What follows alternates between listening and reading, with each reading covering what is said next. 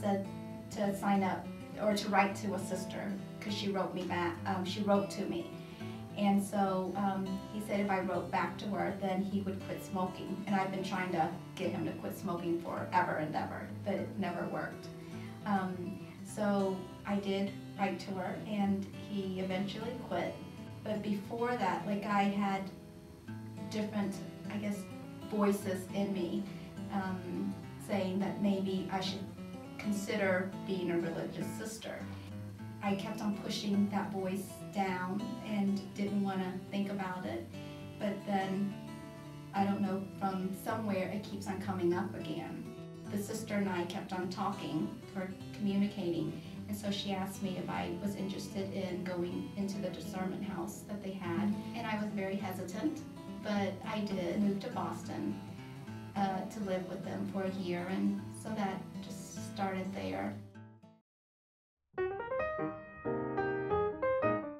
I went all the way to become a novice, and then I moved to St. Louis, where we have our novitiate there. And then I moved back to Kentucky for my second year novitiate.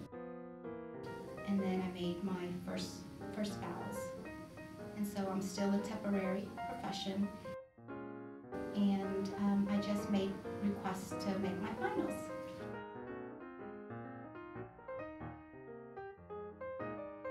The opportunities that being in religious life gave me, and the opportunity to meet so many people. I've lived in so many states. When I go to different countries, I mean, nobody's a stranger, because we always have family, at the Dominican family everywhere, and they're involved in so many things.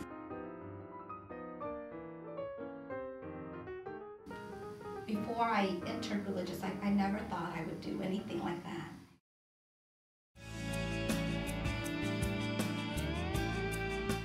They're more cutting edge, and they really go out of their way to work with the poor and the marginalized. And it's a family. You get that sense of a whole family when you're 7 congregations put together as one. I love community life. You have that support. So when you're in ministry or you're struggling with your prayer life, you know, you have somebody.